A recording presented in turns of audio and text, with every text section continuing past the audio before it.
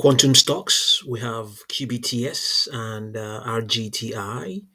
So QBTS gained 8.21% intraday high in this session, $24.85. Yesterday, the company disclosed had held its Qubit Japan in Japan, obviously, and we're going to hear more about that in a minute.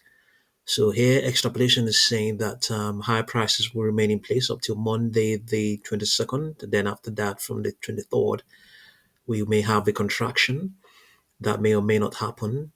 Projections not into the upside 22.22, 23.58. We have 24.85 here, intraday high. On the line trend, strongly bullish. Let's see. Yeah, as of the 17th of July, we had projections all the way towards 34.57, 31.51, 26.55. Yeah, so it has a potential. Price pressure momentum for the 10 and 21-day moving averages are strongly bullish. However, we have a negative. We have two. The second derivatives are both negative, indicating that it doesn't have enough momentum to keep on going on. Yeah, uh, yeah, it doesn't have them. Yes. Okay, let's have a look at the 4-hour chart.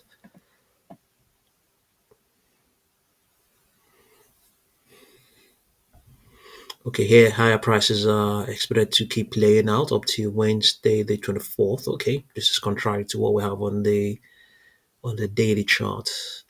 Projections saying $17.04.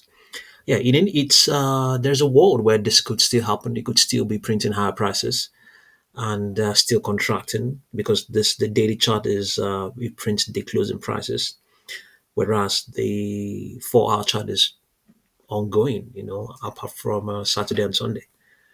So there's still a world where it could still do that. Price pressure momentums. I think they are robustly bullish.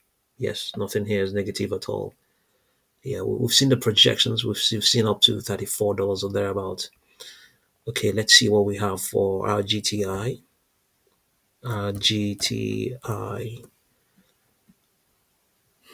Our GTI up 13.87%, intraday high 26.21. Yeah, similar price to QBTS. GTI.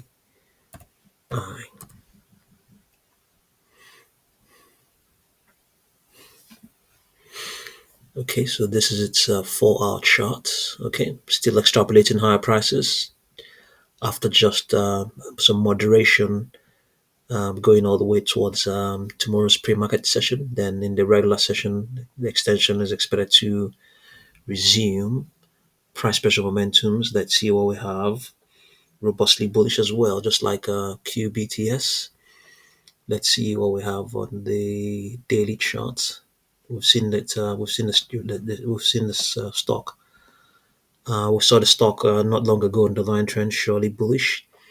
Here we have just like QBTS rejection by Monday, then the 23rd contraction. So there could still be a wall where this extrapolation on this 4-hour the daily chart and that of the 4-hour chart may still align. This is still possible.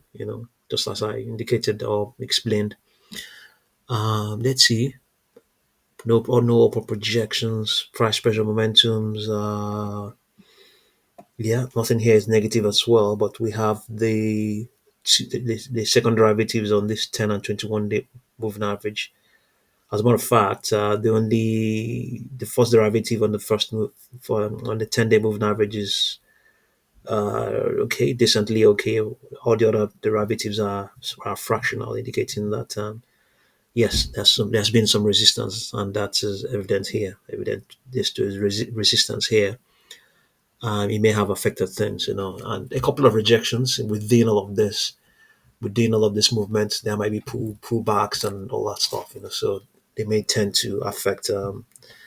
They may affect positions, and in the midst of all of this, back and forth, some positions are opened, in the midst of all of that, in a within a session.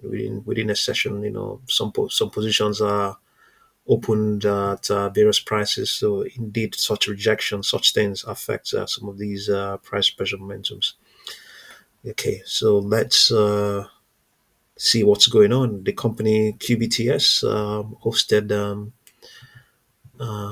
Qubits Japan on yesterday. So let's listen to what's going on.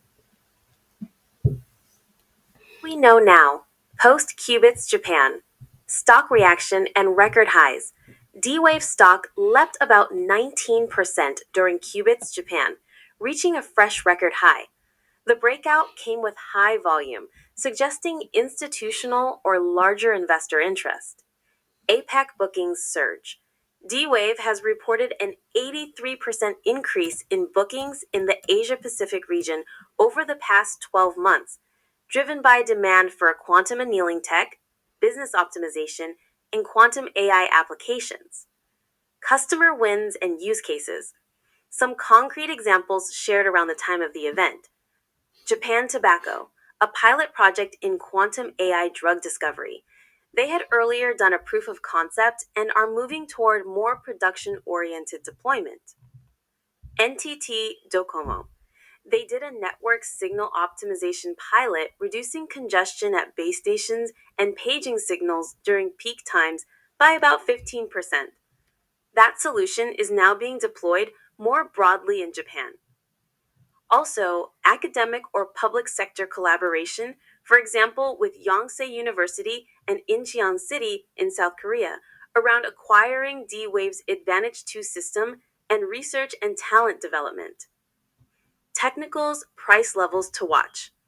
With the breakout, analysts are pointing to potential upside targets in the 40s ish range, assuming USD denominated or equivalent converted to what market is seeing.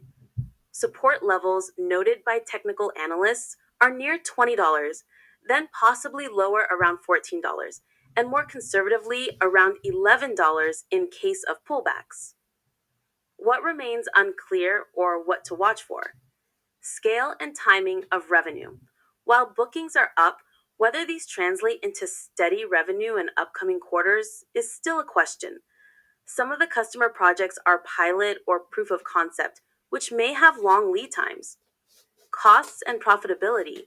Quantum companies tend to burn cash, invest heavily in R&D, and have long sales cycles. Whether D-Wave can leverage its momentum to improve margins will be key. Competition and technology risk. Gate model versus annealing, error correction, etc. Some of the competition may outpace or outperform in certain kinds of workloads. Macro or rate environment.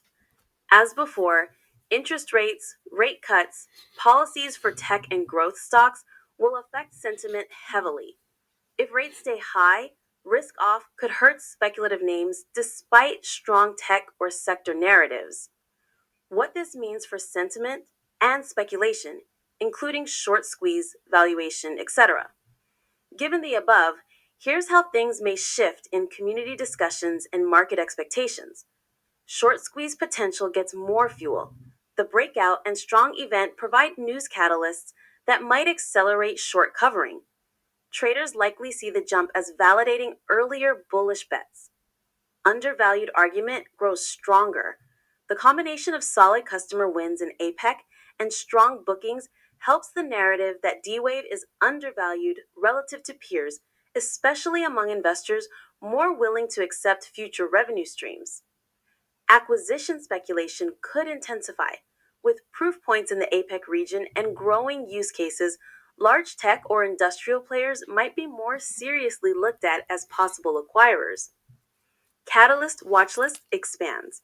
Post Qubits Japan, likely things people will watch include follow through announcements, major government contracts, quarterly earnings that reflect the recent bookings, further technical product progress, for example, with Advantage 2, plus macro signals, rate cuts, tech policy that could either validate or impair growth stocks. Okay, thank you very much for watching this video.